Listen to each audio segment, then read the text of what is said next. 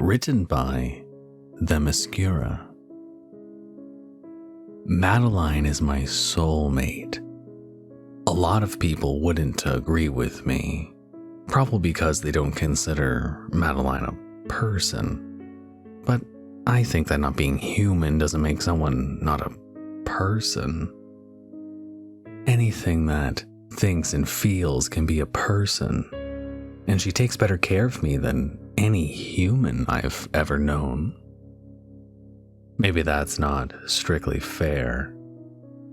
My parents did their best, I'm sure, but they died when I was so young that I barely have any memories of them. And my grandpa, well, he was old. I doubt he was prepared to take on an eccentric 8-year-old well into his 60s. He probably thought his child-rearing days were over. He did give me a place to stay, and he was never cruel to me. He made sure that I ate, and that I had clothes and toys and school supplies. He couldn't give me friends, though. I had to do that myself. I've always been kind of a misfit. It's not a bad thing, I guess. I don't think so. I just guess I don't think the way other people do. I've never been scared of snakes or spiders or scorpions the way other people are. I don't blame them. There's a lot of misinformation out there, and when you're taught things so young, it can be hard to get past. I was just lucky I didn't have anyone to teach me to be afraid. Grandpa passed right after I turned 18. I was sad, but glad he didn't have to be tired anymore. He left me the house, which made sense. There was no one else to leave it to. But it was quiet and lonely living there by myself. So the week after he was buried, I went on Craigslist looking for a pet. And that's when I saw her. Madeline. The moment I laid eyes on her, I knew she was the one. The friend I'd been waiting for. I picked her up that afternoon from a rundown apartment complex on the bad side of town. The seller handed her over to me in a crappy cardboard box. The first thing I did was drive over to the pet store and buy her a new tank with all the fixings. I did a crazy amount of research on how to care for her. I wanted the absolute best for my new friend.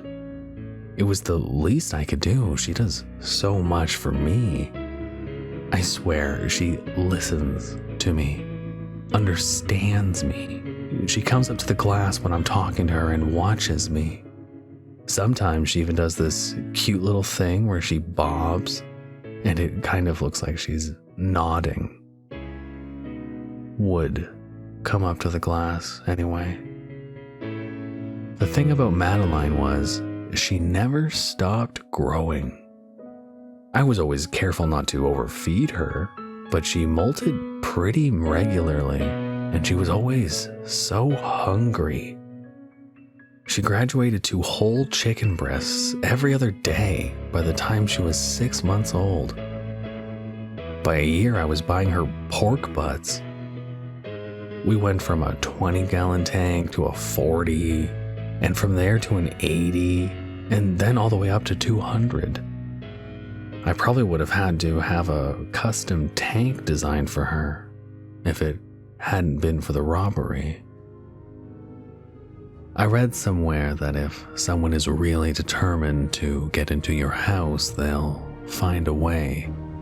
I guess that's true, because I had locks and chains and all the regular security stuff, but that didn't stop that man from breaking a window and climbing into my bedroom in the middle of the night.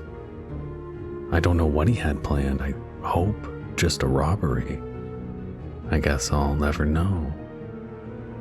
It was just lucky for me that he broke the lid of Madeline's tank, climbing in. The screaming woke me, woke the neighbors too. It was deplorable how long it took the police to arrive, though. By the time they did, there was almost nothing left of the robber. I couldn't let them hurt my friend, obviously, so I did the only thing I could do, given the circumstances. I opened the wall vent for Madeline and shoved what was left of the carcass into the wall.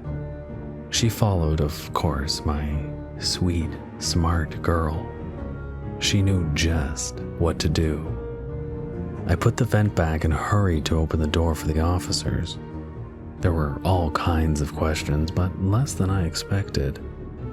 I showed them the window and the tank and explained that he must have panicked when he realized what he'd stepped in and run off. There was some blood, but most of it was near the window or on the tank. They were ready to believe he'd just cut himself on the glass. We filed a report and they offered to have someone watch my house for a few days to make sure he didn't come back. I thanked them even though it wasn't really necessary. Home insurance paid for the new window and for the new security system. That wasn't really necessary either, but I guess it's nice to know that Madeline won't have to risk her life for me again. She lives in the walls now, and that's fine. She seems happy, and I can hear her wherever I am, skittering around in there. It's comforting. I never feel lonely anymore, and she doesn't eat much more than a quarter cow every few weeks these days, so it's easier to keep up with. It's keeping up with the molds that's getting out of hand. I might need to get a Roomba. Thank you for listening. You can probably handle another horror story, right?